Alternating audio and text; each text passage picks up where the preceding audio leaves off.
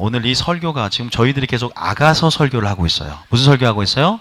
아가서 설교가 지금 이제 4장까지 나갔고 이제 5장째 나갑니다. 이 아가서는 굉장히 전략적이고 굉장히 계시적인 어떤 설교이기 때문에 다 알레고리식이기 때문에 하나님의 영적 원리를 아는 만큼 아가서의 깊은 의미가 풀어지거든요. 그래서 우리가 아가서를 통해서 하실 일들을 기대하며 기도해 주시고요. 그 여정 가운데 하나님께서 주기도문 설교를 하라고 그랬어요, 저한테. 그래서 아직 시작은 하지 않았는데 이번 주부터는 못하고 이번 주는 주일날 하나님께서 제게 제목을 주셨어요. 재림 직전에 이제 요한계시록 학교가 9월 달에 시작되기 전에 교회가 반드시 전해야 할 영원한 복음에 대한 시리즈 설교가 주일 설교에 나갈 겁니다. 여러분들이 이 부분에 대해서 알고 있어야 되고 주기도문 강해도 이제 들으셔야 돼요. 그래서 여호와는 지식으로 날마다 자라가야 될 줄 믿습니다. 물론 내가 원하고 내가 듣고 싶어하는 설교가 있어요. 성도들은 부드러운 설교, 내 등짝을 긁어주는 설교, 내 입맛에 맞는 설교를 찾는 설교도 있지만 여러분들은 좀 틀리잖아요.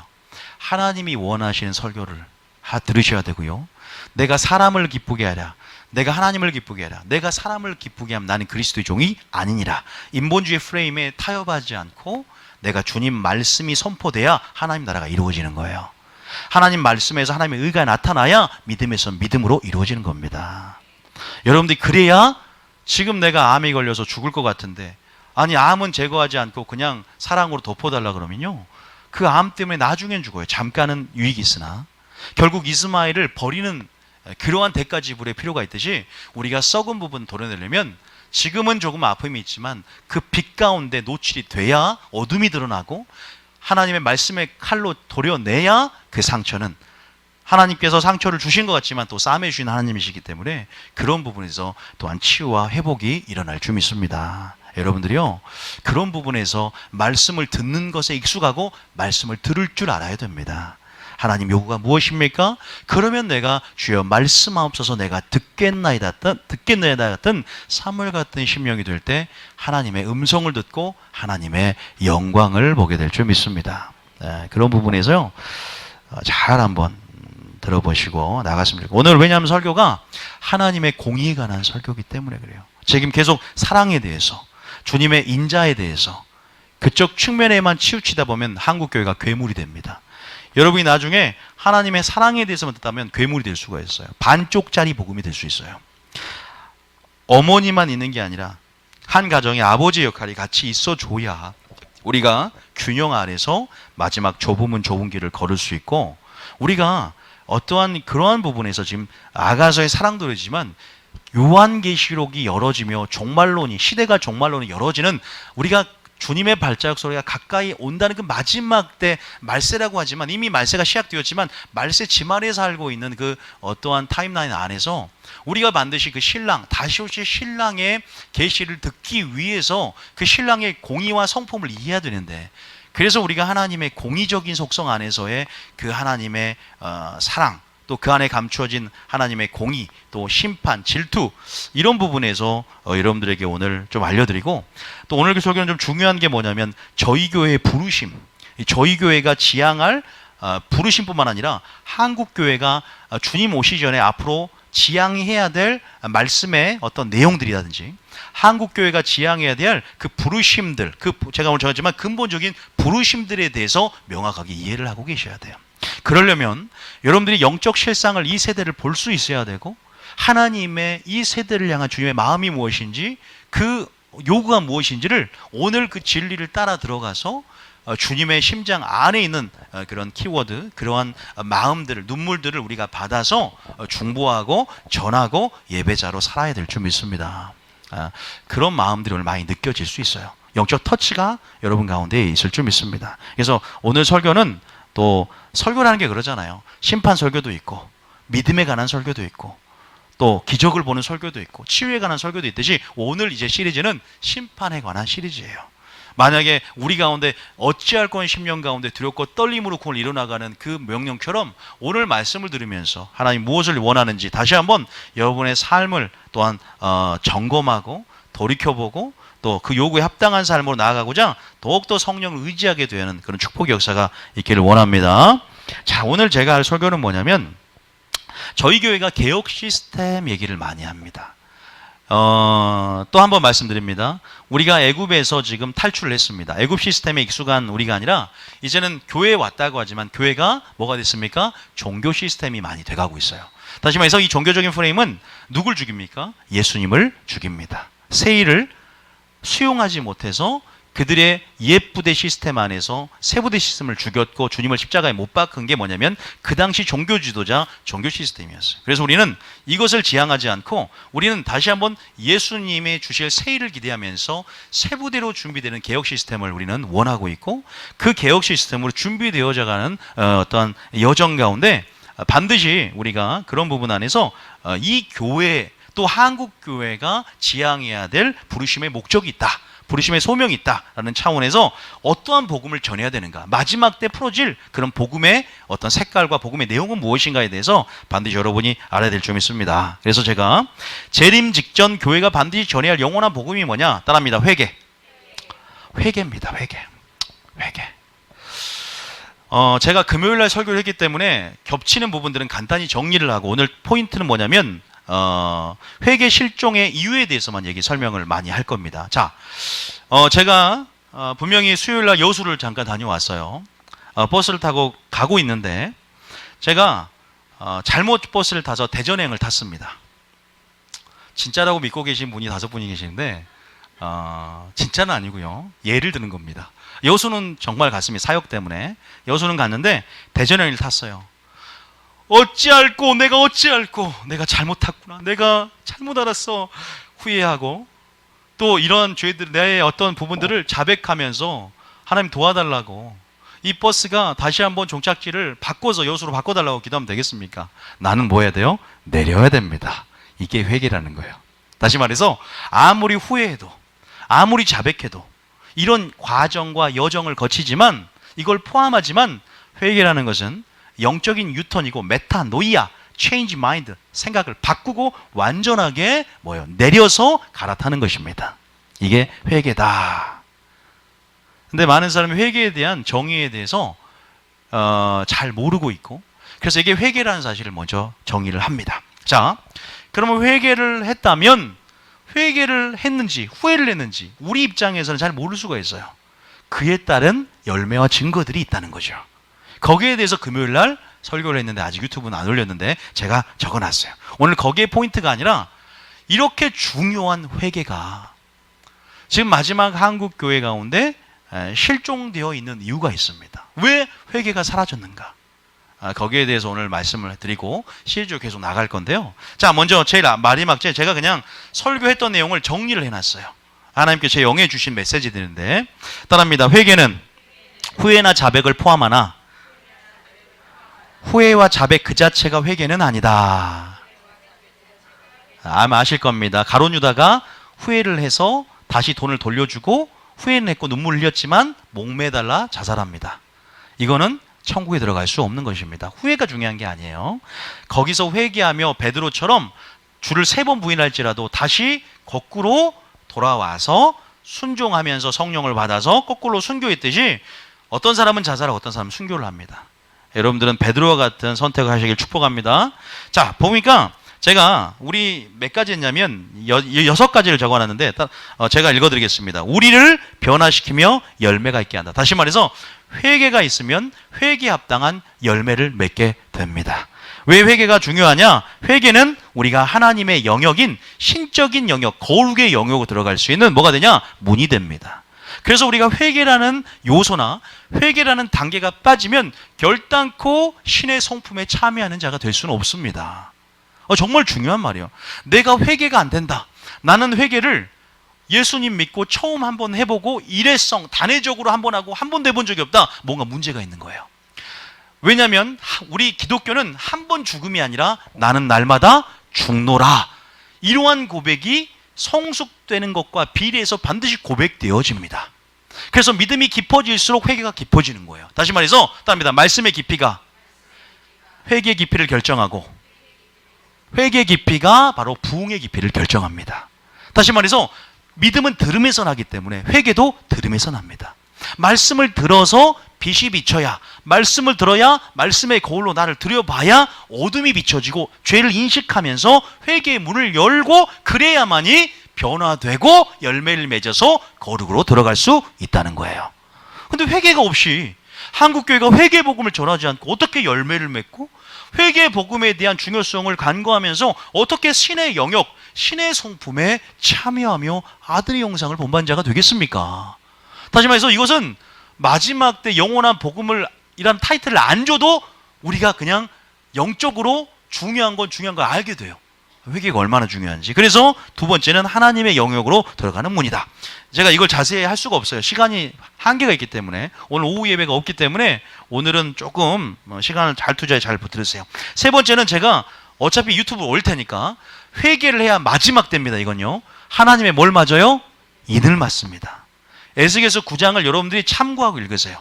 그러면 마지막 때 가증한 것으로 인해서, 말씀으로 인해서 우는 자의 이마에는 하나님이 인을 맞는데, 이게 어떤 역할을 하냐? 마지막 때 이제 주님 오시기 전에 환란이 올 때 보호와 소유 두 가지의 의미가 있어요. 여러분들을 보호하게 될 줄 믿습니다. 전쟁 가운데 만약에 핵전쟁이 났다, 하나님이 인을 맞은 사람은 보호하심을 받습니다. 아유, 이 말이 요한계시록을 안 하니까 잘 모르니까. 그런데 하나님의 인을 어떻게 맞냐? 이게 무슨 말이냐? 하나님의 성품, 인은, 이마는 하나님의 성품을 얘기합니다. 하나님의 성품으로 꼴지어 나가기를 축복합니다. 그것은 알곡이 연그러지는 걸 말합니다. 알곡이 연그러지길 축복합니다. 믿습니까? 이마는 전두엽이 있고, 이마는요, 제사장이, 대제사장이 옷을 입을 때 이마에 뭘 붙여놔요? 띠를 두르죠. 뭐에 대해서? 여호와께 성결 적지요. 하나님의 성품. 그것들이 보통 이마가 만약에 상처를 받을 때, 치매가 오거나 전두엽이 망가질 때, 이건 우리의 의지를 주관하는 어떠한 부분인데, 그래서 골리앗도 이마가 돌멩이 맞았을 때 죽었죠. 이마가 굉장히 중요한 영적 의미가 있어요. 그래서 여러분들은 이마에 광만 내지 말고 이마에 하나님의 인을 맞는 축복의 역사가 있기를 원합니다. 이게 무슨 말인지는 이제 배경은 배워야 돼요. 어디서? 저희 교인들은요, 돈 없는 자나 돈 있는 자나 전부 다 신청하세요. 다 할 수 있게 될 테니까. 돈이 없다고 못하면 되겠습니까? 제가 이것들이 하는 이유가 있어요. 그건 나중에 따로 설명드릴게요. 왜냐하면 다 이게 이유가 있기 때문에 저희들이 수강료를 받는 부분이 있고 하기 때문에 그런 부분 안에서 따로 제가 그것들은 성령학교 하면 그거 먼저 말씀을 드릴 거예요. 다 이유가 있어요. 제가 이거 11기차인데 다 합당한 이유가 있기 때문에. 그러나 나는 돈이 없으니까 예를 들어서 하나님의 말씀 못 듣는다? 그런 건 없도록 저희 교회는 특혜가 있어요. 돈 없어도 다 들을 수 있는 게 하나님의 말씀이고, 그리고 다른 거 몰라도 요한계시록은 전부 다 들어야 되니까 목요일 날 11시 올 준비를 하고 오늘 딱 스케줄을 빼놓으세요. 여러분 잘 들어보세요. 이 요한계시록을 통해서 여러분이 마지막 때 열어질, 제가 지금 이걸 하면서 굉장히 하나님께서 저희 기름 부어주시고, 제가 이것 때문에 계속 요새 빠져 있어요. 준비하고 있으면서 지금 어떠한 양이 너무나 많더라고요. 근데 이걸 이제 10일 동안에 나눠서 잘 전해야 되는데 이제 고민하고 있죠. 어쨌든 저희 교인들은 하나님께서 그 부르심들 안에서 아가서뿐만 아니라 요한계시록이 아마 여러분 안에서 자리를 잘 잡지 않을까, 그런 생각이 많이 들어요. 그래서 마지막 때 복음의 비밀도 열어지고, 어쨌든 중요한 건 뭐냐면 제가 말씀드린 하나님의 인을 맞는 내용이 분명히 나옵니다. 나와요. 그래서 여러분 참고하시고요. 네 번째는 뭐냐?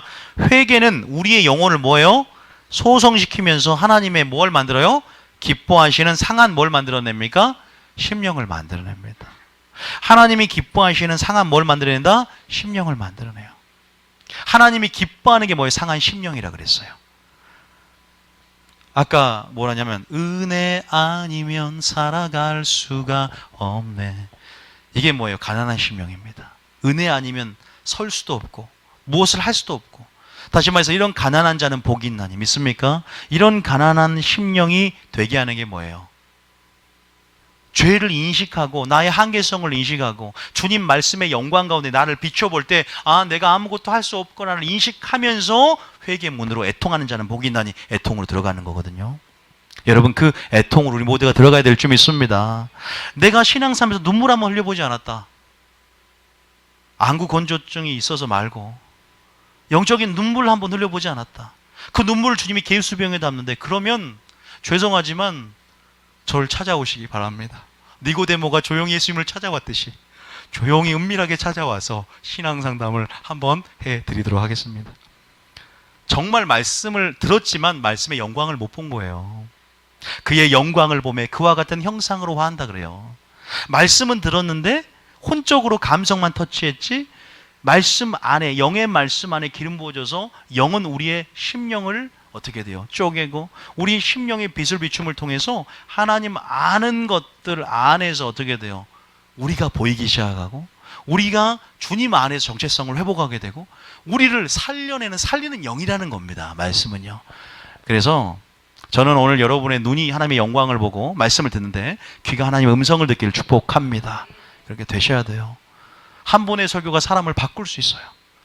한 권의 책이 사람을 바꾸듯이 오늘 한 편의 설교가 우리 심령을 강타하고 우리 삶의 방향성과 정말로 모든 걸 송두리째 바꿀 수 있는 능력이 있습니다. 그래서 오늘 기대하며 나아가기를 축복합니다. 그래서 네 번째는 회개하는 자 목을 봤습니까? 너희가 어찌어라 할 거라는 심령으로 베드로의 설교를 듣고 회개하면 뭐예요? 성령을 선물로 받는 것처럼 회개하고 거듭나는 경험 안에서 성령이 임하게 될 줄 믿습니다.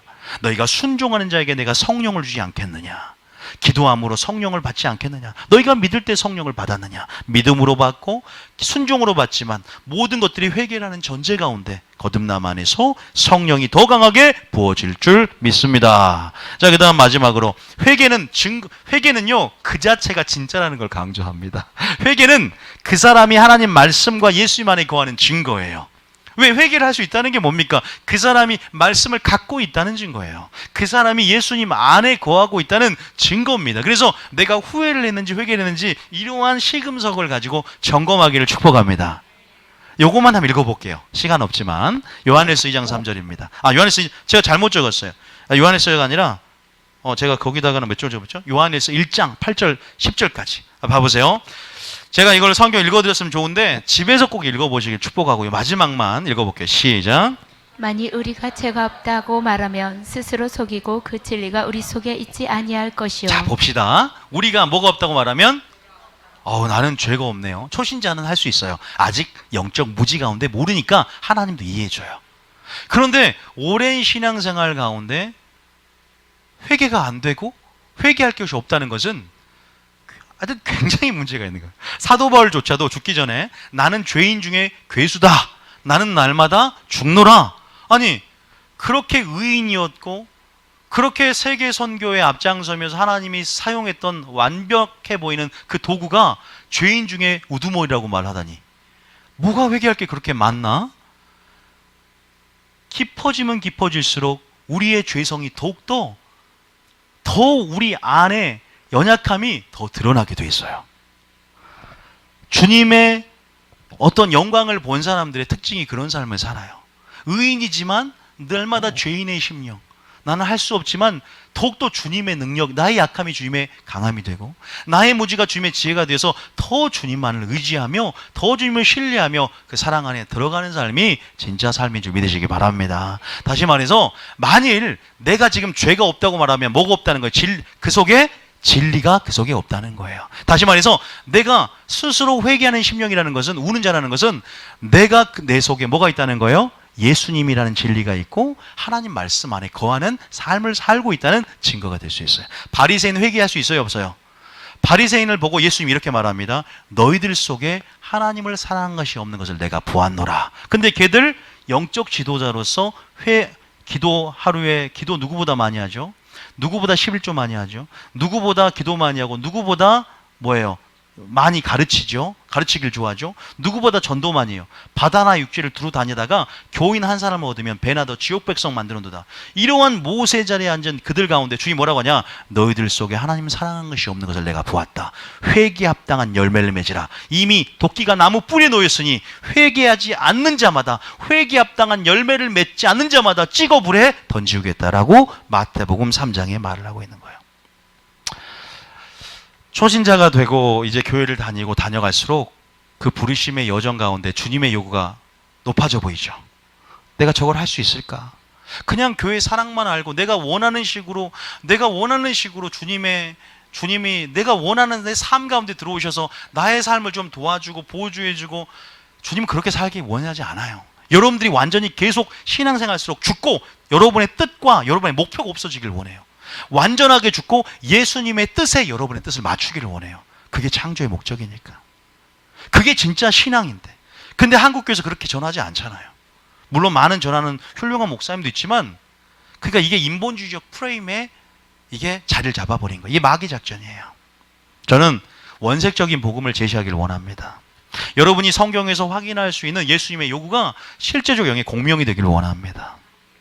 만일 우리가 죄가 없다고 말하면 이렇게 너희 속에 너는 지금 비진리야. 너도 비진리다. 자, 그러면서 9절에 뭐라고 자백에 대해서 말하면서 이렇게 말합니다. 시작. 만일 우리가 우리 죄를 자백하면 그는 미쁘시고 의로사 우리 죄를 사하시며 우리를 모든 불의에서 깨끗하게 하실 것이요. 아멘. 그분의 보혈은 능력이 있습니다. 그분의 보혈이 능력이 있고요.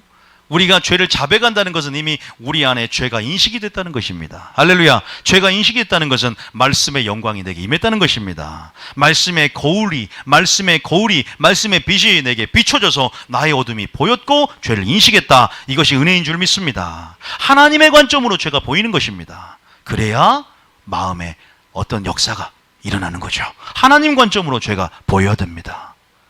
나는 죄라고 여기지 않았던 것들을 하나님 관점으로 죄가 보이기 시작하고 이제는 회개의 문을 열 준비가 되어 있는 것입니다. 이제는 애통하는 심령이 될 준비가 되어 있는 것입니다. 모든 것은 회개가 먼저가 아니라 따라합니다. 죄를 인식해야 된다. 그러려면 하나님의 영광을 봐야 됩니다. 아름다움을 봐야 됩니다.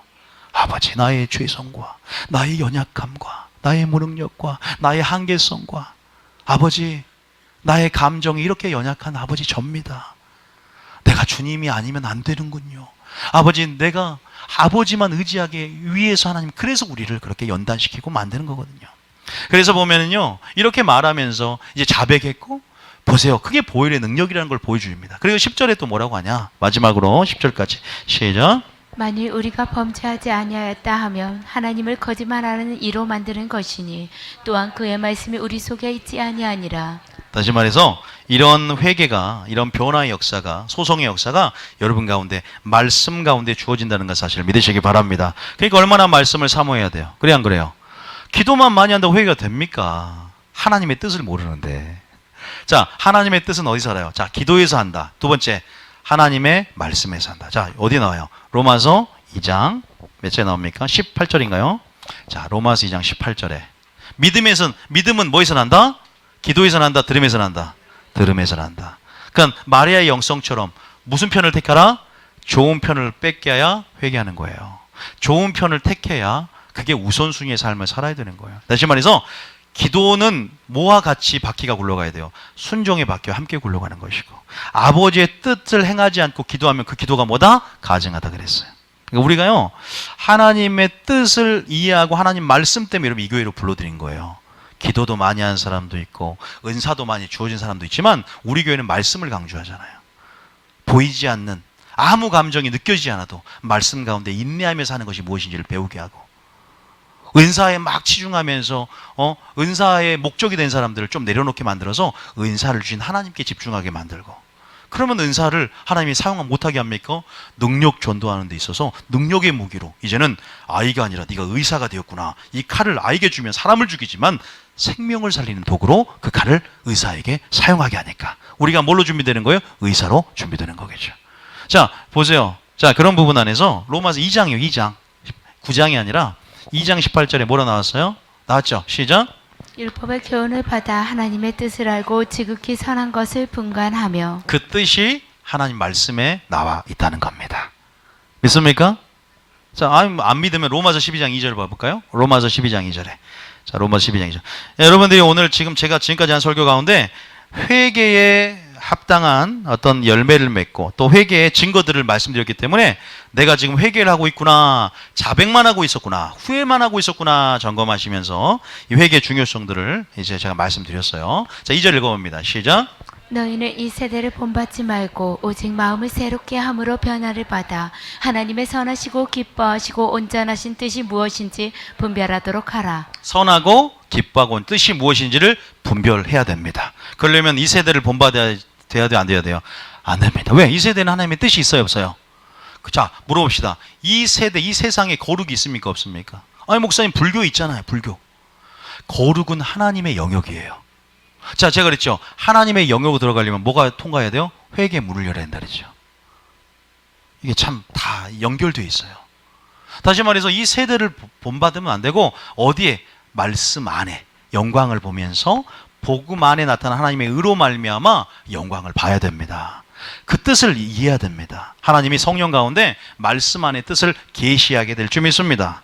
계시한다는 거 비밀인 거예요. 감춰진 거예요.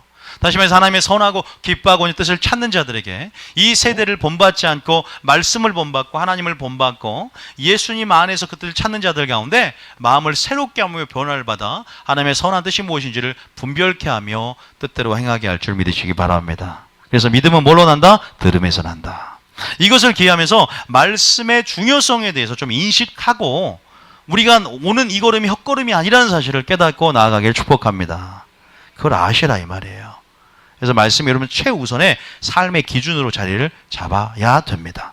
어떤 사람은 회개가 안 되는 게 뭐냐면 내가 하나님의 말씀이 시금석이 되어서 삶의 원리가 딱 자리 잡고 그 말씀의 잣대와 시금석과 다림줄로 나의 삶과 나의 행동과 나의 생각과 말을 점검해야 되는데 내가 믿음이 있나 시험하고 점검해야 되는데 자기 지식과 경험으로 점검하니까 이게 하나님의 뜻도 아니고 이 뜻이 아니니까 회개도 안 되고 그러는 거예요. 그러니까 그 회개도 없으니까 부흥도 안 깊어지고 내 삶 가운데 이런 만족감이 없는 거예요. 회개한 자는요 울지만 웃습니다. 우는 자가 복이 있는데 울지만 내 속에는 평강이 넘칩니다. 울지만 내 속에 영적 기쁨이 생수처럼 솟아납니다. 우는 자예요. 그래서 분위기가 우는 분위기고 회개하는 분위기인데 거기에는 솟아나는 샘물 같은 하나님 나라가 임했기 때문에 열매가 맺어지기 때문에 의와 평강과 희락이 넘쳐나게 되는 거예요. 초상집에 가기를 축복합니다. 잔치집에 가지 말고 초상집에 가기를 축복합니다. 주님이 그랬잖아요. 그리고 산상수훈에 웃는 자보다 뭐가 복이 있다? 우는 자가 복이 있다. 지금 울기 시작. 이렇게 우는 게 아니죠. 하나님 우리를 만져주시고 오늘 영으로 말씀을 터치해 주셔서 우리가 어찌할 거는 심령으로 다 나아가는 축복의 역사가 있기를 원합니다. 이렇게만 되면 한국교회가 변합니다. 교회가 변해요. 신부가 변해요. 열매를 맺습니다. 거룩의 영역, 하나님의 영역으로 들어갑니다. 말씀이 있기 때문에 예수님이 그 안에 있다는 증거니까. 그런데 왜 한국교회에 변화가 없냐? 이제 좀 아시겠죠? 지금 이제 오늘 인본주의 프레임은 하지 않을 거예요. 제 인본주의 프레임은 사회 현상과 연결해서 다 설명하려고 그래요. 동성애까지 전부 다. 그러니까 오늘 하진 않아. 근데 이 인본주의적 이 틀이 인본주의 영이 이 인본주의 프레임이 교회를 자리 잡아서 프로그램부터 시작해서 모든 게 다 그 안에 말씀이라는 껍데기는 있는 것 같지만 본질이 사라졌고 그 안에 예수님이 없고 또 사람을 기쁘게 하라 하나님을 기쁘게 하라 내가 사람을 기쁘게 하면 그리스도의 종이 아니라고 있는데 사람의 눈치를 보는 거예요. 성도의 타협을 합니다. 복음을 타협하며 제시해요. 그러니까 조엘 오스틴처럼 반쪽짜리 복음을 전하고 괴물이 되는 거예요. 교인들이 버릇이 없어지는 거예요.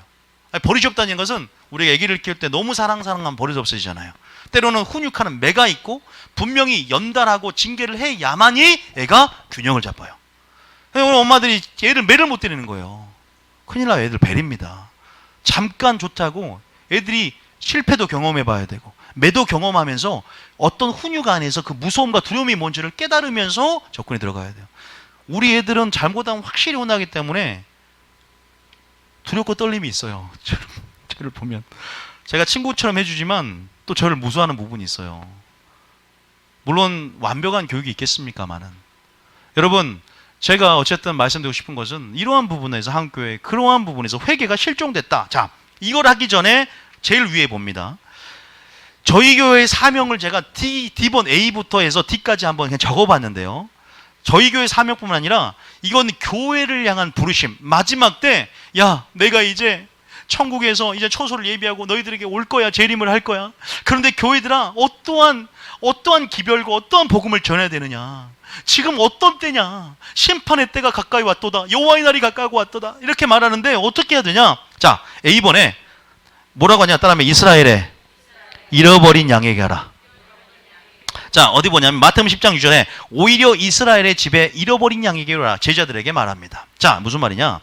지금은 둘째 아들도 있어요. 물론 이 복음이 세상 땅끝까지 전해야 되기 때문에 초신자도 하나님의 영원한 빛의 나라로 이동시키고 하나님의 영광을 보여줌을 통해서 그들이 주님으로 들어와야 되는 복음과 그런 사역과 그러한 선교가 일어나야 됩니다. 그럼에도 불구하고 우리가 마지막 전하는 복음이 땅끝까지 전해 있다고 하지만 우리가 지금 전하는 개혁 시스템의 이런 원래 본질적인 하나님 나라 복음이 또한 다시 한번 세상의 땅까지 복음이 전해져요. 그러니까 저도 유튜브를 통해서 제가요 기도하면서 이런 걸 주더라고요. 하나님께, 야 내가 왜 인터넷에 발각시킨 줄 알았냐? 요새 애들이 막 야동 보고 악의 그냥 그게 뭐랄까요, 출처가 되는 거야. 애들이 다 그냥 하나님 영상이 아니라 유튜브 때문에 다 망치고 있어. 애들 완전히 파괴하고 있어. 그런데 내가 왜 인터넷 발달, 다니엘에게 교통이 빨리 왕래하고 지식이 증가된다 그랬잖아. 다니엘 12장 보면. 왜 그런지 아냐? 복음의 확산 때문에 그래요. 그거 아셔야 돼요. 제가 유튜브 올리는 거에 그거 하나님이 원하는 뜻이에요. 어떻게 보면은 복음의 확산이 지금 보세요. 유튜브 때문에 전 세계로 싸이 영상만 몇백만 1억 뷰 돌파하지 말고 설교가 좀 1억 뷰 돌파했으면 좋겠어요. 아니 좀 그렇게 돼서 그게 보세요. 그 유튜브를 보면서 무슬림들이 회개하면서 주님을 만나기도 해요. 이렇게 하나님께서 왜 지식이 왕래되고 교통이 증가됐는가? 자, 그 말이 나와 있다니까. 다니엘서 12장 5절에 마지막 때가 되면 이렇게 된대. 다니엘 12장 5절에 보면 봐보세요. 12장 5절 봐보세요. 5절에 보면 제가 성경에도요 보세요. 4절 지식이 4절. 자 봐보세요. 시작. 다니엘아 마지막 때까지 이 말을 간수하고 이 글을 봉함하라. 많은 사람이 빨리 왕래하며 지식이 더하리라. 지식하니까 네이버가 생각났어. 교통 수송수단의 발달, 인터넷의 증가. 우리나라가 최고의 최고속은 최고래요. 우리나라만큼 발달된 게 없다. 첨단으로 1등이래요. 아마 전 세계적으로 이제 그렇게 될 텐데 우리나라가요 굉장히 제사장 나라가 됩니다. 우리나라가 엄청난 나라인 거 아세요, 여러분? 이 구속사 안에서 이 마지막 때 타임라인 안에서 이 한국이라는 나라를 들어 쓰실 겁니다, 하나님께서. 그래서 세계적으로 우리나라를 예언하잖아요. 우리나라가 어떤 나라입니까? 야, 나는 그래서 우리나라 태어난 게 참 감사해요. 우리나라 한글도 최고 아닙니까? 하나님의 영감을 주셔서 우리나라 언어를 만드셨고, 그래서 얼마나 우리나라처럼 누리끼끼하다, 노로스름하다, 노란색도 옐로우만 아니야. 근데 노벨상을 못 하는데 얼마나 노란색도 이렇게 표현을 해요. 하나님 복음도 얼마나 맛깔스럽게, 얼마나 여러 용어를 사용하면서 하나님의 깊은 속마음을 또 우리가 한국말로 또 표현하기도 합니까? 어쨌든 그만큼 하나님의 아름다움에 대한 계시 더 많이 풀어질 수 있는 것이고, 또 우리가 그 하나님의 어떤 풀어낸 계시를 또 우리 말로 우리가 더 감흥 안에서 더 깊이 주님을 만날 수 있는 어떠한 그런 접촉점이 될 수 있어요. 우리 한글이라는 단어가 참 중요한 것 같아요. 그래서 이렇게 나와 있단 말이에요. 그런 부분 안에서 우리가 보면은 제가 말씀 싶은 것은 뭐냐면, 그래서 이제는 불신자도 전하지만 이렇게 하나님 나라 복음이 집안에 누구예요? 큰아들까지 전해진다. 누구까지? 여러분, 큰아들이 뭐라고 했어요? 여러 해 아버지를 섬겨 명예 어기며 여건을 내가 뭔 잘못을 했습니까? 둘째 들어왔을 때 시기하고 그 다음에 굉장히 마음이 분을 내고, 주님의 성품이 아니잖아요. 회개한 사람은 그러지 않거든. 회개하면 거룩의 영역으로 들어가고, 회개하면 변화되고, 회개하면 합당한 열매를 맺는데 회개 안 한 거야. 그러니까 이 큰아들을 다시 한번, 집안의 큰아들을, 교회 안에 잃어버린 양들을 다시 한번 주님의 마음으로 돌이키는 거예요. 그 작업, 그 사명이 저와 여러분에게도 있는 줄 믿으시기 바랍니다. 교회마다 그런 부르심이 다 같진 않아요.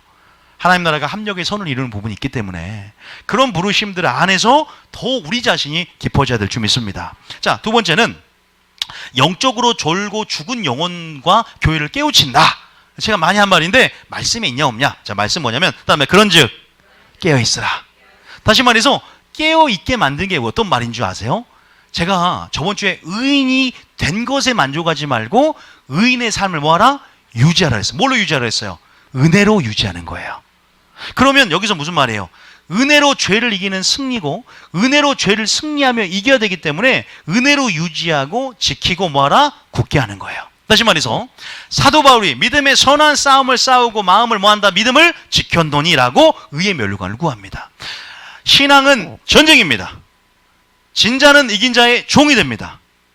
우리는 언제든지 침륜되고 배도하고 패배하고 낙심하고 실족하여서 하나님을 부인할 수 있습니다. 베드로처럼. 다시 말해서 사도 바울의 동역자도 세상을 사랑해서 떠난 것처럼 우리도 우리 자신을 믿지 말고 우리의 신념, 우리의 의지를 믿지 말고 성령 충만해야 될 줄 믿습니다.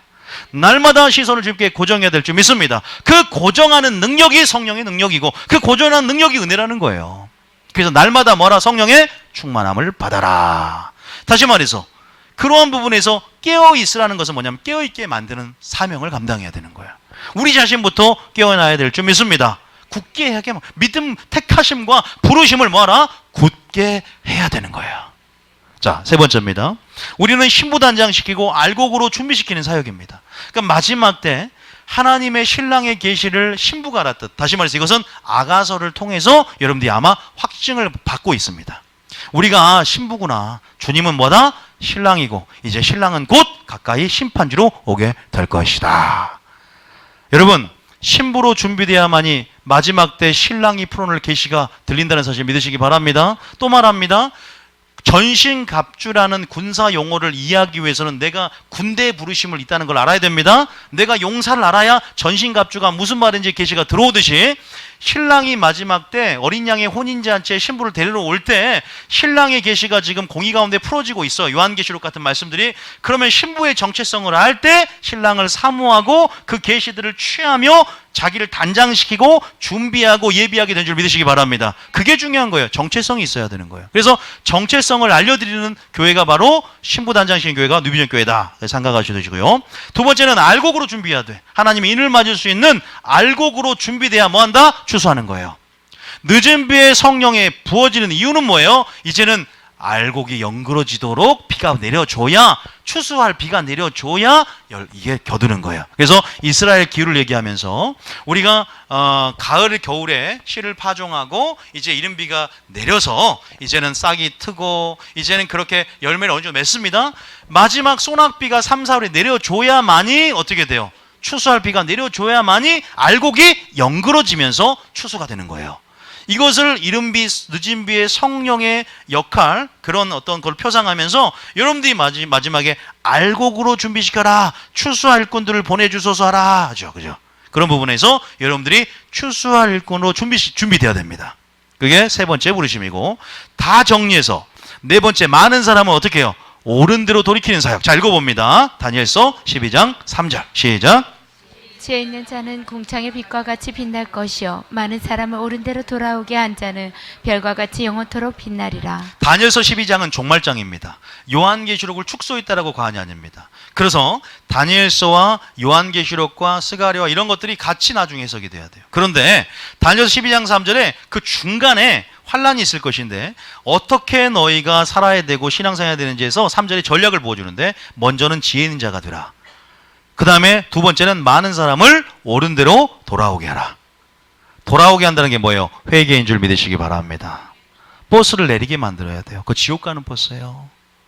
후회할 필요 없어요. 자백해도 의미가 없어요.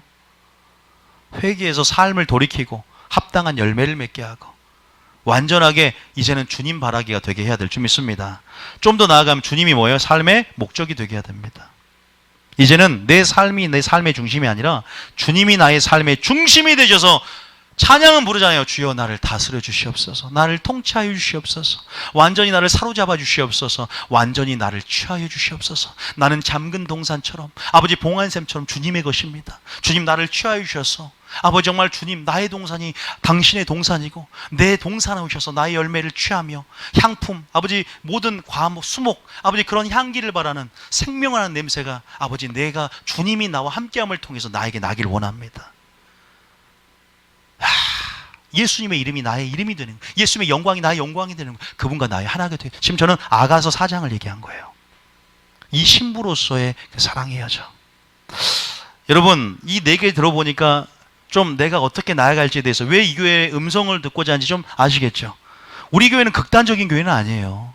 막 극단적인 종말론 가운데 집을 팔고 논을 팔고 어떻게 해서 교회에 모여서 집단생활 이런 게 아니에요. 우리 교회는요.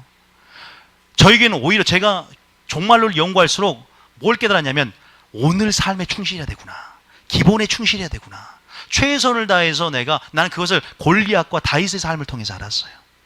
그것이 평소에 준비된 근육, 하나님이 평소에 우리가 주님을 사랑하는 것, 평소에 내가 장자의 명분의 가치를 알고 반응하면 어떠한 상황이 와도 믿음으로 반응하고 영적으로 반응하고 쳐다도 안 보게 돼 있는 거예요. 믿습니까? 그러한 삶을 살아내기를 축복합니다. 자, 이제 여러분들이 회개에 대한 부분에서 제가 금요일날 했던 부분들을 좀 더 심화해서 얘기를 좀 해드릴 부분이 있어요. 그리고 여러분들이 오늘 부분들을 좀 잘 들었으면 좋겠는데, 이제 본격적으로 두 증인에게서 찾는 교회가 지향해야 할 근본적인 부르심, 마지막 때 전해야 할 영원한 복음 가운데 하나가 뭐라고요? 회개라 그랬어요. 그럼 두 증인이 뭘 전했을까요? 회개를 전했습니다. 자, 그럼 계시록을 하지 않은 사람 두 증인이 뭐냐 궁금할 겁니다. 아마 계시록이 열어지면 이제 두 증인이 정확하게 나올 텐데, 마지막 때 교회는 두 증인의 사역이 어떻게 모델이 됩니다. 이 두 증인이 전한 복음이 우리 교회가 지향해야 할 근본적인 부르심이 됩니다. 그럼 두 증인이 무엇을 전했을까요? 두 가지입니다. 따라합니다. 심판과 회개. 절대로 회개 사역은 단독적으로 존재하지 않고 심판과 회개가 묶어져서 나옵니다. 자, 왜 그러냐? 제가 먼저 1번을 하기 전에 2번 할 텐데, 히브리서 6장 1절 성경의 목차를 한번 보겠습니다. 히브리서 6장 1절이죠. 자, 이건 성경의 목차입니다. 자, 히브리서 6장 1절부터 2절입니다. 자, 시작.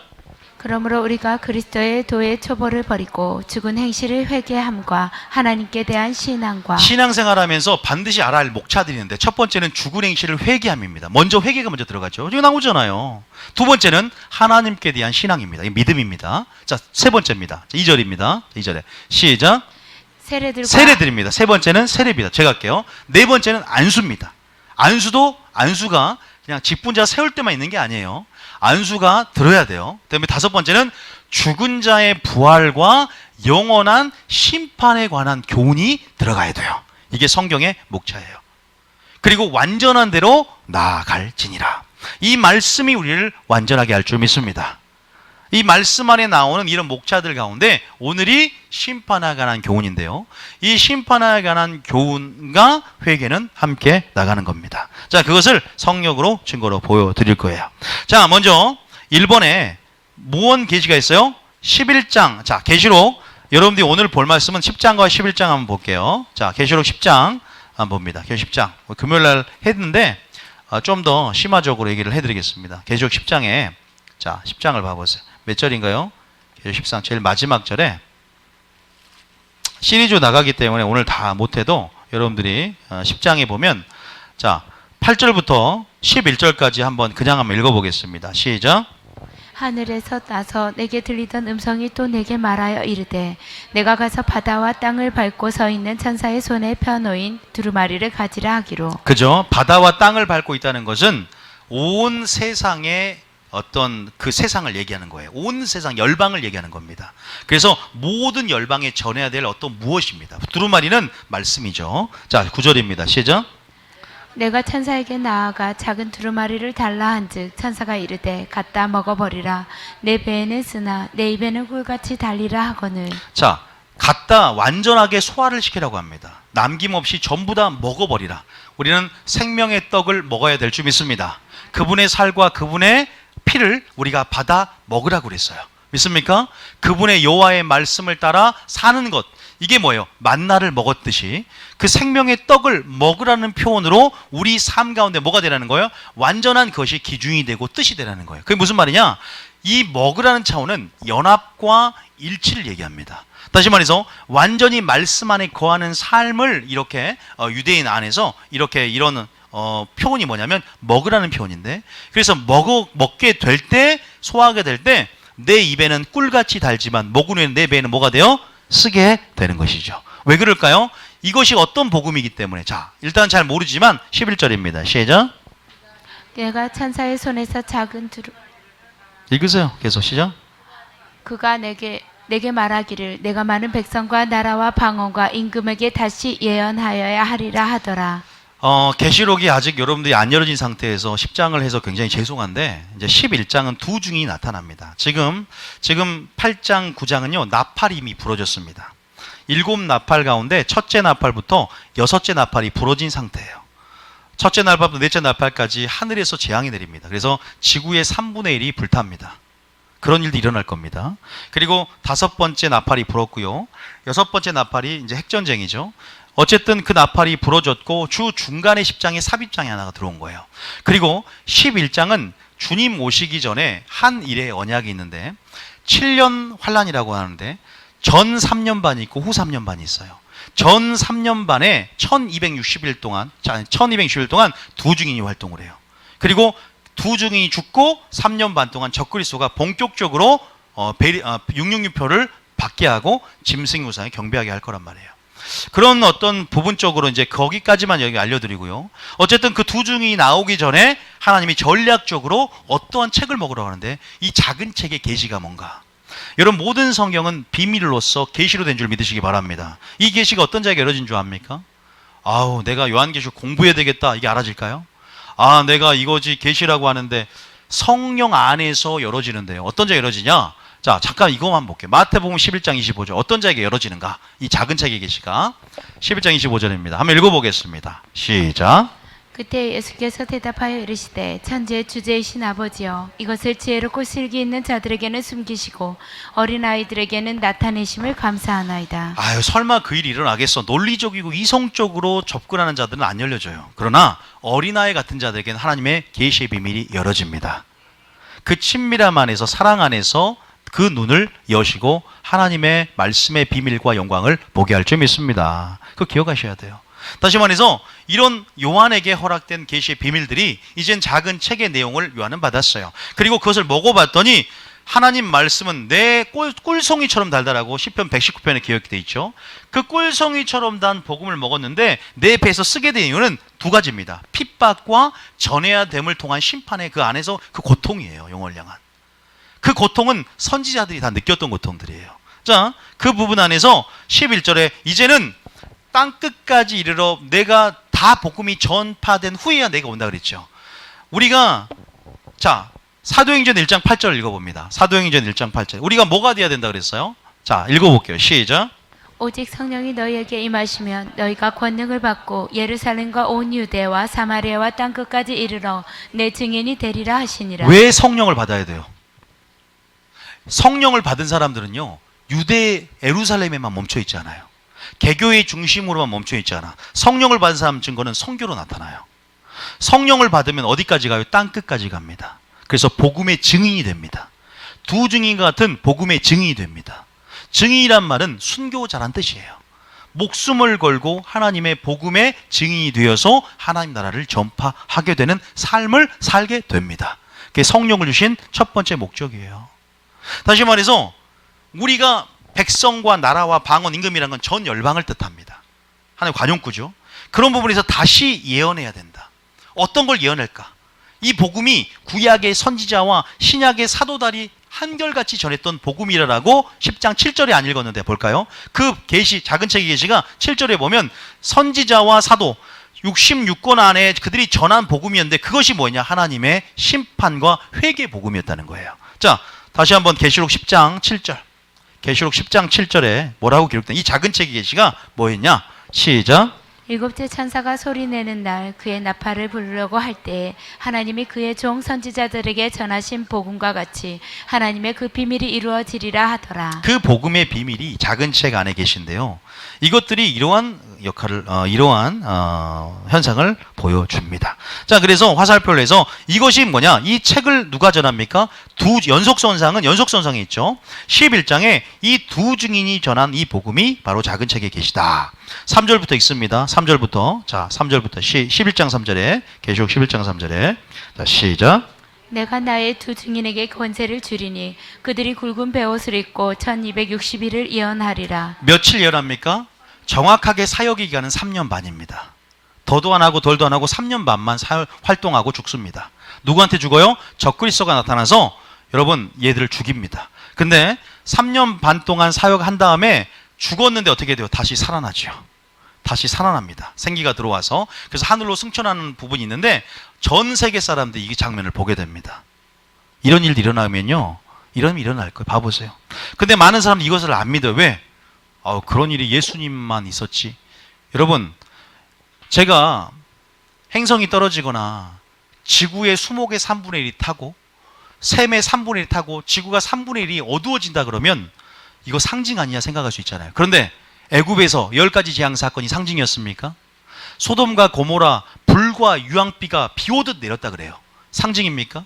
사람이 소둥기둥 됐다. 상징입니까? 역사적으로 이미 이런 일도 일어났습니다. 문자적으로 실현됐습니다. 출애굽의 모티브는 정확하게 10가지 장 모티브는 나팔 모티브와 병행관계를 이룹니다. 그럼 요거는 상징이고 요거는 마지막 때는 하나님 마지막 때 내가 이제는 모든 것들을 파괴하러 올 것이라고 했는데 파괴했다면 문자적인 파괴, 실제적인 파괴가 일어나야 될 거 아닙니까? 근데 상징이라고 표현하는 사람들이 있어요. 이게 봐요.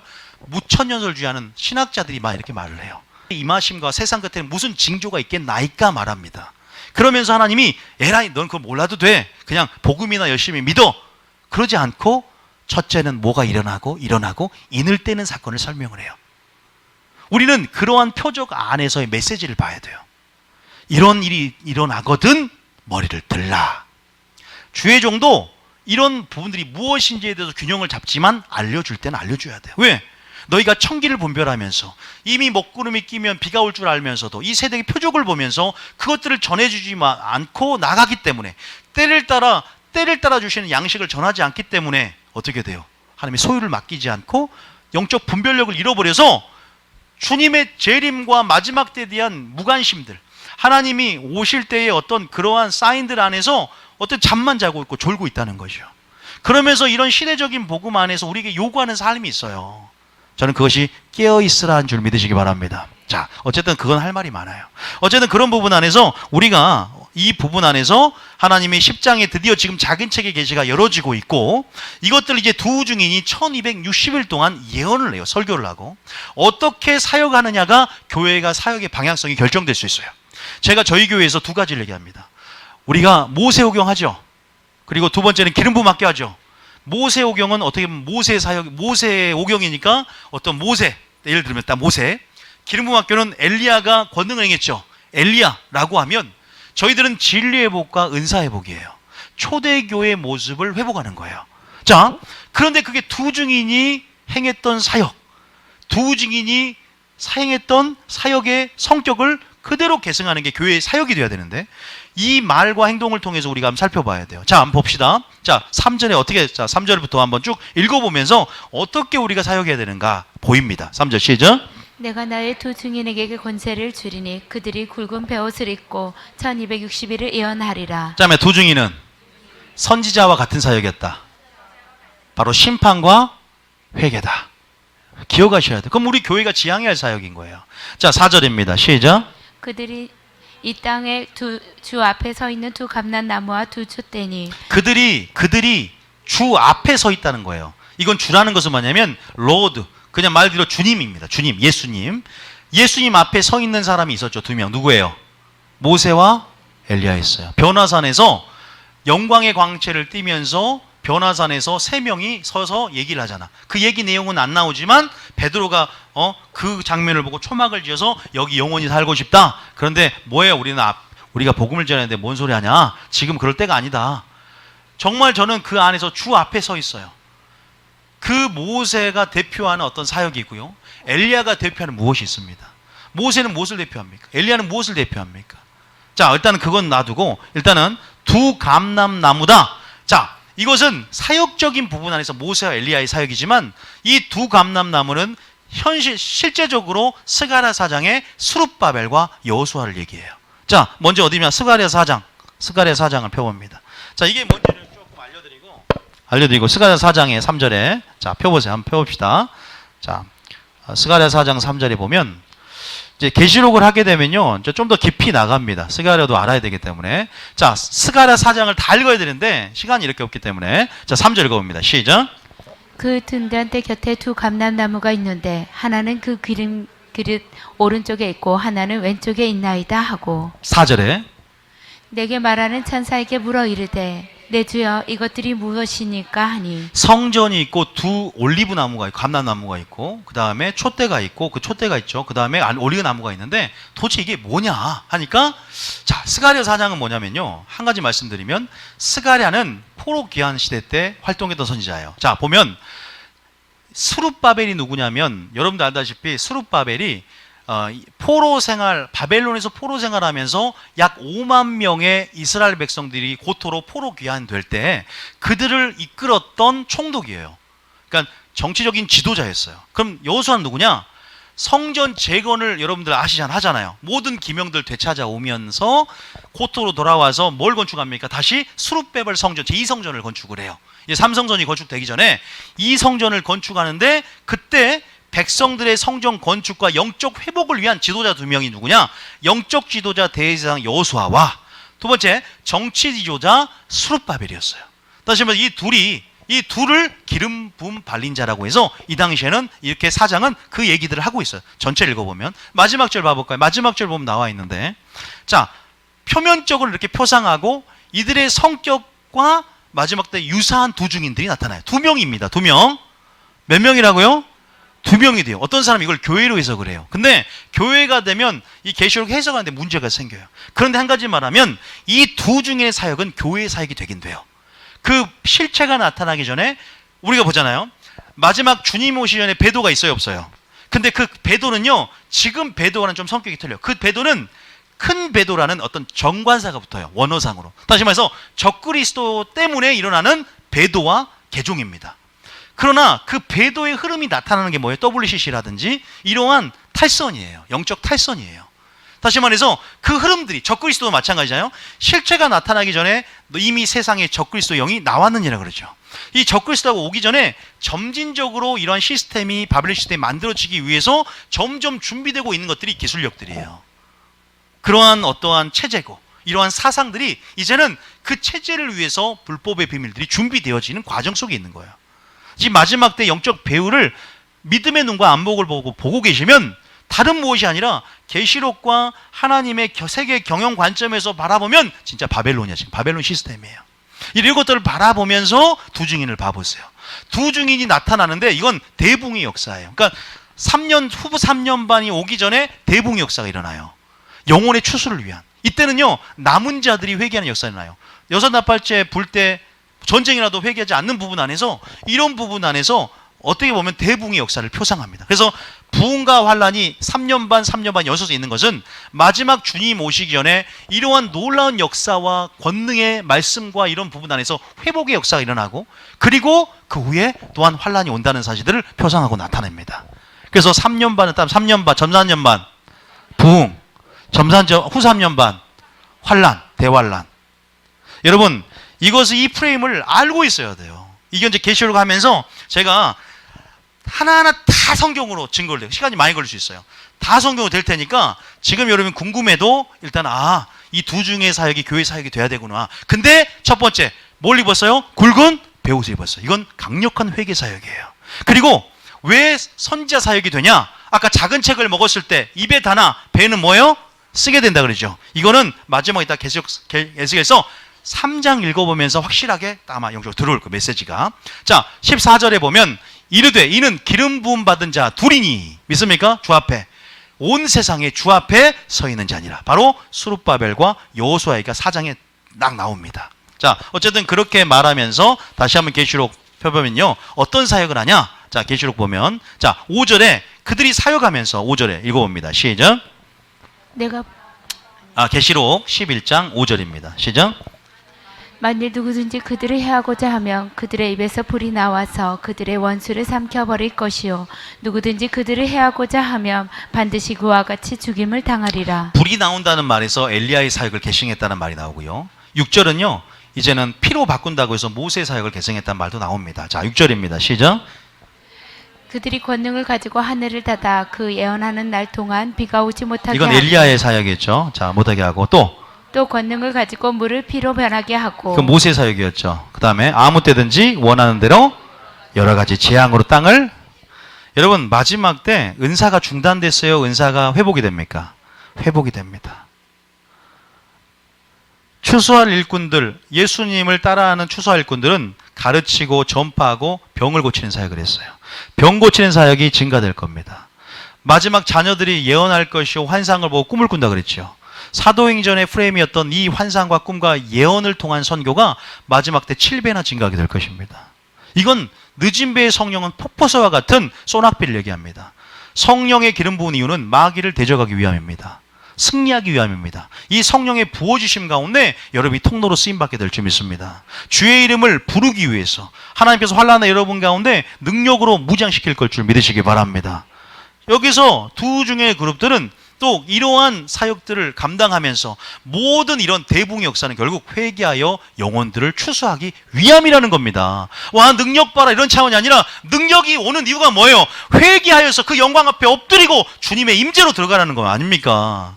그러니까 예언에서 자기가 그냥 과시하고 자기의 능력을 과시하면서 슈퍼스타가 되고 교회를 자기 세력으로, 자기 교회로, 자기 왕국으로 만드는 겁니까? 아니지 않습니까? 이런 모든 주시는 은사들은 교회의 유익을 위함이라. 이런 능력이 주신 이유를 깨닫고 우리가 이런 부분에서 믿음의 눈을 열고 또 마음의 문을 열어서 이런 개혁 시스템을 받아들이고 우리가 대붕의 시스템을 준비해 나가야 되는 거죠. 제가요, 여러분들이 지금 이 한 절을 보니까 비약이 커 보이고 성경 전체 안에서 이 말씀이 안 맞으니까 모르는 것 같지만 조금 이렇게 마음이 안 오는 분도 있지만 한번 믿고 한번 성경 전체를 보는 눈에서 이 말씀을 봐보세요. 하나님의 역사가 일관되게 이르는 성품 안에서 마지막 때 무엇을 주기 원하는지 그러면 보이기 시작해. 왜 환란이 통과하는지, 왜 하나님이 이런 사역들을 행하기 원하는지, 왜 3년 반 환란이 오는데 왜 점산점 이런 역사를 하나님이 하는지, 하나님이 그렇게 일하시면서 어떻게든 한 영혼을 구원하기를 원하시는 거예요. 왜 나팔 환란 때 3분의 1만 파괴하느냐? 어떻게든 3분의 1을 구원하기 원하시는 거예요. 유보시키고 기다려주시고 참아주시는 은혜 가운데 한 번에 멸망치 않고 회개할 기회를 항상 우리에게 주는 겁니다. 그 섭리와 용서와 사랑을 깨닫는 저희들 되길 축복합니다.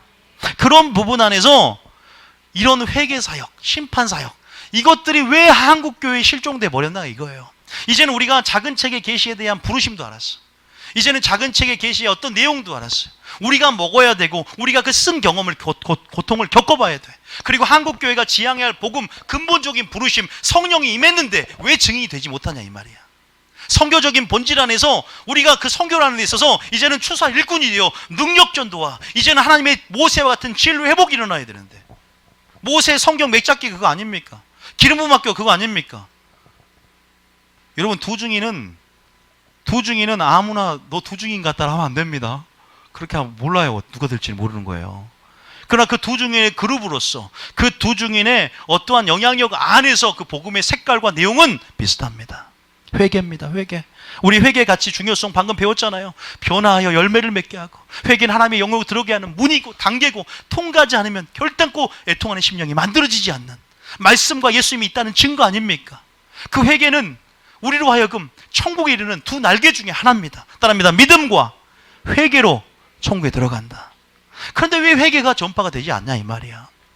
시간이 많이 흘러서 이런 부분들에 대해서는 제가 어차피 시리즈로 해 나가기 때문에 기대하라고 제가 이 말씀 안 드리고 그냥 우리는 오늘 에스겔서 3장만 읽고 한번 봅시다. 3장. 자, 시간이 많이 흘러가니까 계속 3장. 자, 아까 먹었는데 단데 배가 쓰다고 했지. 제가 금요일은 굉장히 짧게만 읽어드렸어요. 근데 3장을 그렇게 읽으면 안 됩니다. 3장 1절 한번 읽어볼까요? 1절부터 3절까지. 자, 잘 들어보세요. 이 작은 책의 계시의 내용이 어떤 내용이고 어떤 자에게 작은 책을 주는지 여러분들이에요. 자, 1절부터 읽습니다. 시작. 또 내가 그에게 이르시되 인자야 너는 발견한 것을 먹으라. 너는 이 두루마리를 먹고 가서 이스라엘 족속에게 말하라 하시기를. 요한에게 먹으라고 똑같죠.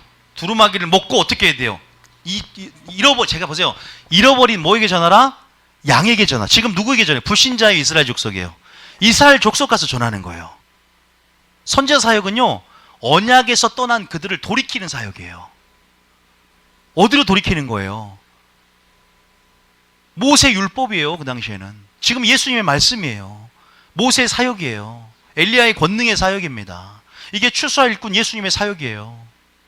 세례요한의 사역이라 이 말입니다. 자, 그러면서 2절이 있습니다. 2절에. 자, 2절에 시작. 내가 입을 벌리니 그가 그 두루마리를 내게서 먹이시며. 자, 온전하게 너는 받으라. 먹으라 그랬어. 먹었어요.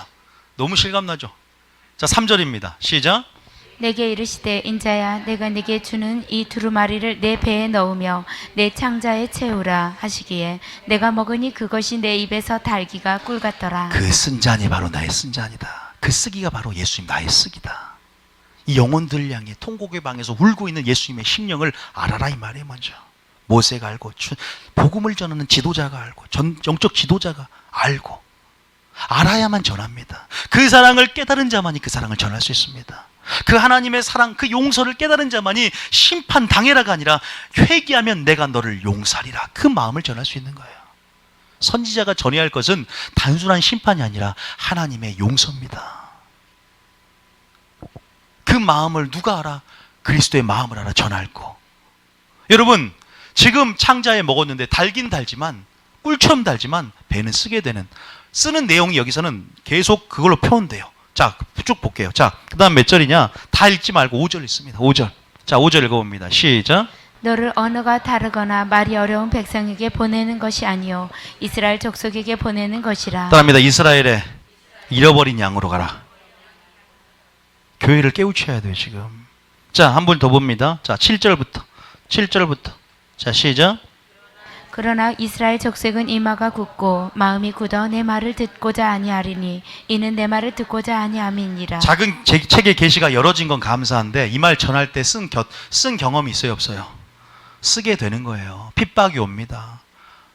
인기 있는 사역이 아니에요, 제 사역이. 여러분, 제가 개척한다고 했을 때 목사님이 하나님이 이제 당할 핍박과 이런 것들이 보이는데, 원래 초창기에는 많이 안 모일 거라고. 왜냐하면 그래도 나는 그렇게 하나님이 주셨는데, 왜냐하면 이런 복음 안에서 대형교회가 될 때, 조이로스팀 보세요. 얼마나 큽니까? 근데 왜 회개 안 전하고 인터뷰를 했는데 사람들이 싫어한대요, 그런 거를. 그 안전해도 되는데 왜 그걸 전하냐. 사랑의 복음 전하고. 반쪽짜리예요. 인본주의 프레임에, 타성에 젖어서 완전히 혼합주의로 섞여버린, 완전히 오류가 섞이고 누룩이 들어가서, 이거는 쓴 쑥과 독한 물을 먹이고 곰팡이가 쓸어서 영적 혼수 상태 만들기 딱 좋은 반쪽짜리 복음이에요. 오히려 잘못되게 전하는 복음보다 반쪽짜리 더 무서워요. 왜곡시켜버려, 하나님 명상을. 이게 더 무서워, 인본주의가. 그러나 이스라엘 족속은 이마가 굳고 마음이 굳어 네 말을 듣지 않을 거야. 그런데 뭐라고 하냐? 너는 단지 이 말이 그러하더라고 전하라, 이거야. 그뒤 너를 죽이려 해도 전하라, 이 말이야. 사람을 기쁘게 하나님을 기쁘게 하랴. 왜? 그래야 하나님의 심판이 공의로워지거든. 나는 전했지 않느냐? 네가 듣지 않았다. 하나님은 자신의 이름을 위해서도 하지만 그게 또 공의시고 회개할 심판을 유보하면서 회개할 기회를 주는 거예요. 자, 8절입니다. 자, 8절입니다. 시작. 보라, 내가 그들의 얼굴을 마주 보도록 내 얼굴을 굳게 하였고 그들의 이마를 마주 보도록 내 이마를 굳게 하였으되 9절에 내 이마를 화석보다 굳은 금강석 같이 하였으니 그들이 비록 반역하는 족속이라도 두려워하지 말며 그들의 얼굴을 무서워하지 말라 하시니라. 그 사도 바울이 사람을 무수하랴 그랬잖아요. 여러분, 사울 왕이 사람과 타협했잖아요. 제사를 양을 다 받았잖아. 백성들이 무서워서. 아론이 금송아지 만든 게 백성들 타협했잖아요. 이런 일도 일어나게 된다, 이 말이에요. 대형교회가 될수록 용기 못 내요. 용기 못 낸다니까요. 성도들이 다 떠날 걸 그거 생각하면 어떻게 그런 죄를 지적하고 영적으로 타협할 수밖에 없어요. 여러분, 대형교회가 왜 책임이 크냐면요, 그 한마디가 영향력이 돼요. 작은 교회는 아무렇지도 않아. 근데 대형교회에서, WCC에 대해서도 마찬가지고, 대형교회에서 한마디는 작은 교회나 영향력이 돼버리기 때문에 그 영향력의 위치에 있을수록 그 한마디는 책임감이 엄청나요. 조그마한 교회와 차원이 틀린 거예요. 똑같이 묻지 않습니다. 자, 그래서 이 회개의 복음은요, 전하기 되게 힘든 복음이 돼 가고 있습니다. 마지막 때가 될수록. 자, 그 다음 보겠습니다. 그 다음 절 읽습니다. 시작. 제일 중요한 거는 몇 절이에요? 10절, 11절이에요. 시작. 또 내가 이르시되 인자야 내가 내게 이를 모든 말을 너는 마음으로 받으며 귀로 듣고 11절 중요합니다. 시작. 사로잡힌 내 민족에게로 가서 그들이 듣든지 아니 듣든지 그들에게 고하여 이르기를 주 여호와의 말씀이 이러하시다 하라. 오늘날 설교는 너무나 많이 섞여버려요. 목회자의 철학과 생각이 섞여. 근데 주 여호와의 말씀이 이러하다라고 전할 뿐이에요. 그러니까 우리가 말씀을 왜 보여주냐? 읽으라는 거예요, 그냥. 제가 뭐 따로 인생 경험을 얘기하면, 제 나이도 어린데 인생 경험 할 게 뭐가 있어요? 에? 뭐 40은 부록이다. 부록이 돼도 많이 유혹이 흔들리더라고요. 50은 뭐예요? 지천명입니까? 하늘에 60은 이순이고 70은 뭐예요? 그래도 다 흔들려요. 70도 흔들리고. 사람의 뜻은요, 하나님의 뜻은 어려도 아버지 뜻대로 행하는 자가 뭐예요? 지혜의 근본이 여호와를 경외하는 거래요. 하나님 안에 있는 것입니다. 지혜라는 건요. 저는 그러기 때문에 전할 뿐이에요. 듣든지 아니든지 그때 전해야 돼요. 여러분들이 다 나가도 저는 전해야 됩니다. 왜? 그 뒷부분에 뭐가 나와요? 핏값 얘기가 나와. 핏값 얘기가. 아휴, 요것 때문에 전하기 싫은 차원이 아니라 아버지의 마음이 들어왔는데 어찌 영원하지 않을 수 있으리요. 자, 보세요. 11절에 분명히 나오죠. 자, 봅니다. 그 다음에 오늘 요것만 할게요. 17절부터. 17절부터 뭐가 나오지? 파수꾼 얘기가 나오는 거예요. 이제 내가 이 말을 전하고 받을 만한 파수꾼으로 세운다. 저만 생긴 게 아니라 여러분도 이제 들었기 때문에 여러분들을 파수꾼으로 세우는 거예요. 17절 읽어봅니다. 시작. 인자야, 내가 너를 이스라엘 족속의 파수꾼으로 세웠으니 너는 내 입의 말을 듣고 나를 대신하여 그들을 깨우치라. 언약을 떠난 집안의 탕자들, 마음을 모르는, 그리스도의 마음을 모르는, 옳은 데서 떠나는 그들을 돌이켜서 옳은 데로 돌아오게 만들고 이스라엘 어린 양 잃어버린 자에게 가라 이거야. 불신자가 아니에요. 지금 여기에서 파수꾼을 보내는 거는. 그러면서 그들에게 전하라 이 말이야. 설교하라 이 말이에요. 예언하라 이 말입니다. 이 작은 책에 계시, 입에는 달지만 쓴 경험을 하게 될 것이고, 예수님이 했던 그 쓴 경험. 자, 18절입니다. 18절에 그는 어떻게 전해야 됩니까? 능력으로 전하고 권능으로 전하고 권세로 전해야 될 줄 믿습니다. 여러분이 추수할꾼으로 준비돼야 될 줄 믿습니다. 준비하라 이 말이에요. 하나님의 복음의 사명감 불탄 자들이요, 성령에 충만한 자들이요, 예루살렘부터 시작하여 땅끝까지 복음의 증인 되십시오. 너희는 모든 제자를, 모든 민족을 제자로 삼고 내가 분부한 모든 것을 가르쳐 지키게 하라. 우리 지상명령입니다. 모든 권세를 교회에게 위임했다라고 했잖아요. 그 전에. 그 권세가 뭔데요? 우리가 이러한 사역으로 이미 예수님이 십자가에 돌아가셔 부활 때부터 말씀이 시작됐어요. 지금 말씀 지말인 가운데 그 연속성 가운데는 준비해야 될 줄 믿습니다. 자, 18절입니다. 시작. 가령 내가 악인에게 말하기를 너는 꼭 죽으리라 할 때 내가 깨우치지 아니하거나 말로 악인에게 일러서 그의 악한 길을 떠나 생명을 구원하게 하지 아니하면 그 악인은 그의 죄악 중에서 죽으려니와 내가 그의 핏값을 내 손에서 찾을 것이요. 뭘 찾는다고요? 전하지 않으면 그 죄인은 그 죄로 죽지만 핏값을 전하지 않은 너에게 찾을 것이라는 거죠. 자, 이 말이 여러분들은 구약에서 해당되는 말 아닙니까? 하지만 신약이 있어요, 없어요? 사도행전 몇 장에 있습니까? 24절에 있습니다. 24절. 사도행전 20장 24절까지. 사도행전 20장 24절까지. 이 배경을 알아놔야 이제 앞으로 CDG 설교할 때 쉬워져요. 아, 이 배경이 이렇게 되니까 아, 우리가 이제 이 부르심이 우리 안에 있구나. 아, 성경에 기록되어 있는 거잖아요. 자, 20장 24절입니다. 시작. 내가 달려갈 길과 주 예수께 받은 사명 곧 하나님의 은혜의 복음을 증언하는 일을 마치려 하면은 나의 생명조차 조금도 귀한 것으로 여기지 아니하노라. 복음을 증언하고 증인되고 그 받은 은혜 가운데 맡겨주신 모든 말씀들을 전하는데 이러한 고백이 여러분 고백이길 축복합니다. 그러면서 25절입니다. 시작. 보라, 내가 여러분 중에 왕래하며 하나님의 나라를 전파하였으나 이제는 여러분이 내 얼굴을 다시 보지 못할 줄 아노라. 이제 떠나는 거, 이제 교회를 세워놓고 에루살렘으로 잡히러 들어가기 전에 했던 설교, 고별 설교예요. 그 다음 절에 뭐라고 하면 26절에 자, 시작. 그러므로 오늘 여러분에게 증언하거니와 모든 사람의 피에 대하여 내가 깨끗하니. 자, 아까 피 얘기가 나오죠. 왜? 이건 에스겔서 선지자 사역에서 근거한 거예요. 내가 모든 것을 전했기 때문에 피에 대해서 깨끗하다는 거예요. 목회자도 하나님이 지금 마지막 시대적인 복음들을 전했을 때 깨끗해집니다. 그죠? 뭐라 그래요? 내가 모든 사람의 피에 대해서 내가 깨끗하니. 27절에 뭐라고 합니까? 27절에 시작. 이는 내가 꺼리지 않고 하나님의 뜻을 다 여러분에게 전하였습니다. 이는 내가 꺼리지 않고 하나님의 뜻을 다 여러분에게 뭐 했다? 전했기 때문이다. 여러분들, 하나님께서 우리 기름 부으시고 우리를 세우고 마지막 남은 자를 통해 역사할 줄 믿습니다. 그런 부분 안에서 우리가 좀 회개에 대한 부분 안에서 여러분들 말해주기 위해 심판에 대한 부분, 이것들이 하나님의 뜻이라는 것들을 알려주기 위해서 에스겔서 3장을 읽었고, 이런 것들이 병행적으로 구약 성서의 배경에 근거해서 계시록이 이런 언어로 풀어집니다. 그래서 계시록의 언어는 헬라어로 적어져 있지만 히브리적으로 약간 콩글리시로 된 그러한 언어예요. 약간 희귀합니다. 그래서 어떻게 보면 계시록을 알기 위해서는 히브리어도 알아야 되고요, 헬라어도 알아야 되고 아람어도 알아야 돼요. 여러 가지 차원에서 접근해 보면 계시록이 열어집니다.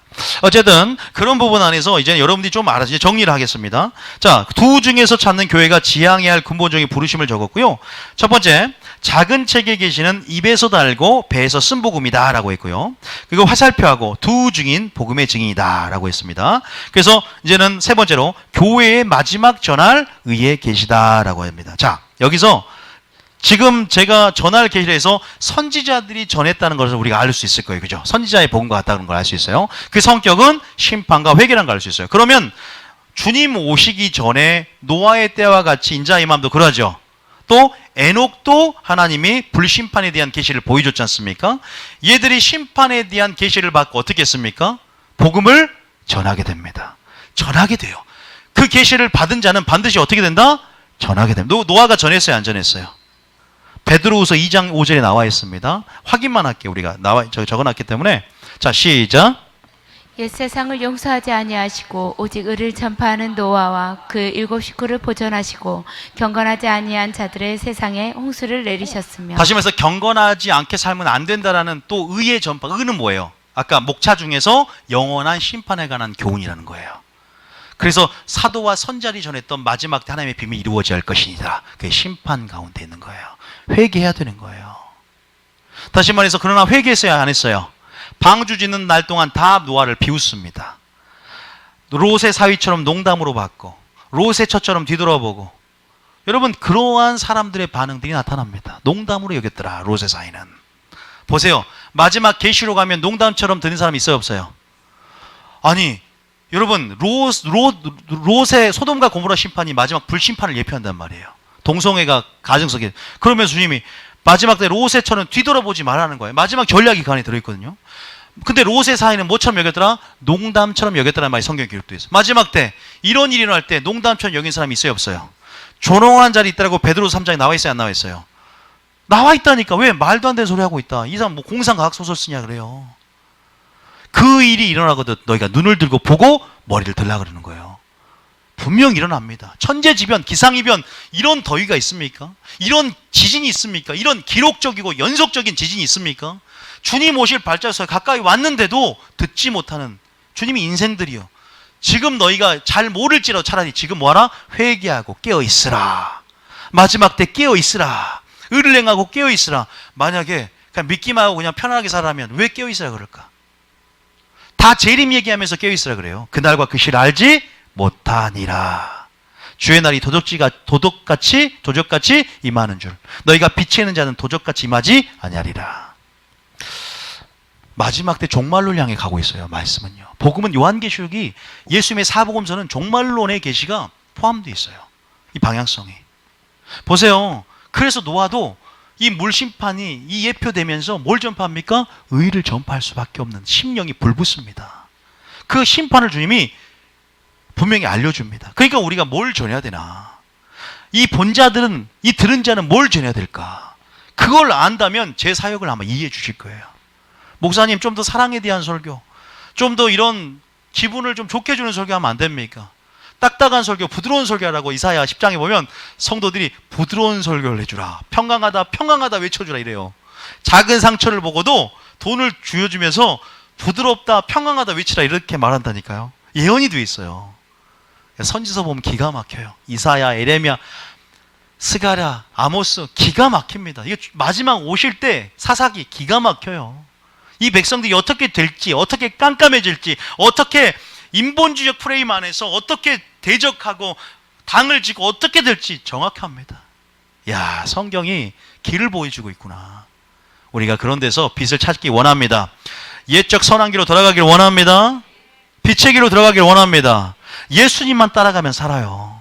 예수님의 마음만 가지면 삽니다. 아니요, 가지기 때문에 회개하면 살아요. 회개하여 돌이키면 삽니다. 서바이버가 됩니다. 영적 생존자들이 될 거예요. 다 홍수에 내렸어요. 겨우 몇 명 살았어요? 8명 뿐이니라 그랬어요. 마지막 때는 우리가 안젤리카 간증이라든가 뭐 다음에 저기 누구냐, 플라시보 유명한 또 그 목사님이나 총과도 다 믿는 자 중 20%만 구원받는다 그러잖아요. 아니 그거보다 더 적을 것 같아요 저는요. 여러분들이 성경만 봐도 알 수 있는 거예요. 여러분, 우리가 지금 마지막 때를 어떻게 살아야 되는가? 심판을 정지하고 무서워하는 것이 아니라 용서와 사랑 안에서 오히려 더 우리에게 위로가 된다는 사실 믿으시기 바랍니다. 공의 가운데 우리에게 안식을 주고자 하시는 공의가 된다는 사실 믿으시기 바랍니다. 듣든지 아니 듣든지 들을 사람들은 생명으로 받을 것이고 안 듣는 사람들은 또 깨달을 것이고 못 깨달은 사람은 어쩔 수 없는 거예요. 그게 하나님의 공의 가운데 선언이 돼야 심판이 정당한단 말이에요. 마지막 때는 그렇게 전하는 목회자들이 일어나야 되고 그러한 부르심에 우리가 열애되지 않아요. 그것들을 안다면 이 심판에 관한 이해가 필요해요. 그래서 심판도요, 배워야 돼요. 배워야 돼요. 지금은 먹고 마시고 시가고 장가가고 나를 위해 살 때가 아닙니다. 지금은 너희는 먼저 그의 나라 의를 구하고, 지금 나를 위해서 생명을 성령에 심고 투자를 해야 돼요. 하나님께 어떠한 삶을 살아야 되나, 모이기를 힘써야 되고, 이것들이 무슨 의미가 있는지 아마 말씀이 열어지면 더 보일걸요. 지금은 내가 보는 만큼만 봐요. 왜? 내가 아는 만큼만 보이는 거지, 길이. 근데 말씀이 열어지면 이제 보이기 시작하면 이게 주님의 마음이었구나, 이게 주님의 뜻이었구나, 이게 내가 걸어갈 길이구나, 이게 보이게 될 줄 믿습니다. 저는 성경 200독이지만 제가 그거 보인다고 해서 그게 보이는 게 아니에요.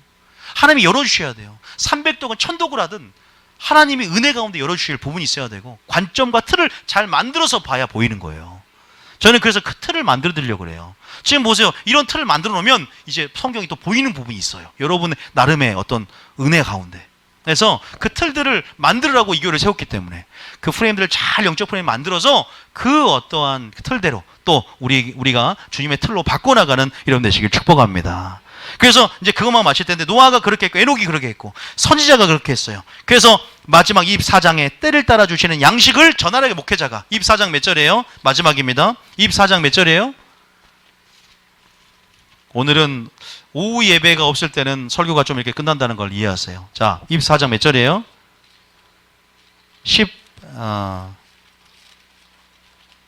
몇 절입니까? 때를 따라 양식을 준다는 게 예? 성경을 많이 안 읽으시네요, 여러분들이. 40 몇 절이에요? 45절. 자, 시작. 45절 시작. 충성되고 지혜 있는 종이 되어 주인에게 그 집 사람을 따라 때를 따라 양식을 나눠줄 자가 누구냐 하면서, 주인이 올 때 그 종이 이렇게 하는 것을 보면 그 종이 뭐가 있어요? 목회자가 때를 따라 양식을 나눠줘야 되는데, 어떤 게 때를 따라 양식을 나눠주는 거냐? 47절에 재림을 준비하는 설교를 만드는 거예요.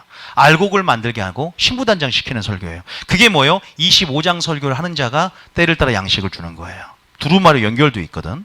자, 47절에 48절에 보면 목회자 중에서 악한 종, 파수꾼이 됐는데도 마음의 생각이를 예수님이 늦게 온다, 재림이 늦다고 생각해서 이 세상에 초점을 맞추게 만드는 거야. 동료들을 때리고 술 친구와 더불어 먹고 마시게 되지만, 생각지 않는 날에 그 종의 주인이 임해서 엄히 때리고 외식하는 자가 받는 벌의 철이니 슬피 울며 이를 갈미 있다는 거죠. 그래서 마지막 때는 지혜롭고 충성된 종이 되어야 됩니다. 저나 여러분이나. 믿습니까? 그 굉장히 준비시키고 예비시키는 거예요. 다시 말해서 44절에 뭐라 그래요? 준비하고 있으라. 생각지 않을 때 뭐가 오라?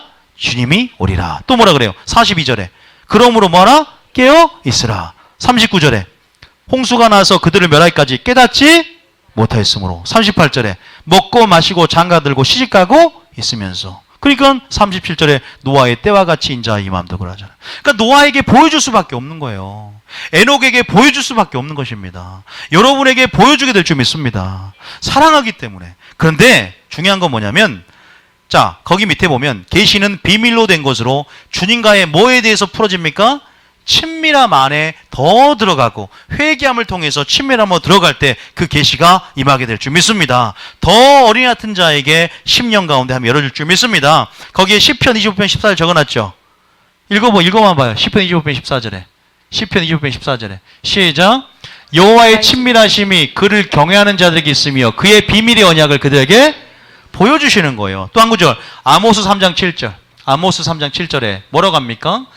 주 예수께서는 자기의 비밀을 그종 선지자들에게 보이지 않고서는 결코 행하지, 경고를 전하게 만들어주는 거예요. 그러니까 여러분들 이 역할을 감당할 수 있는 거예요. 기도 많이 하고 친밀함을 주님을 가까이 하는 자들. 또 한 구절은 뭐예요? 에레미야 23장 20에 뭐라 그래요?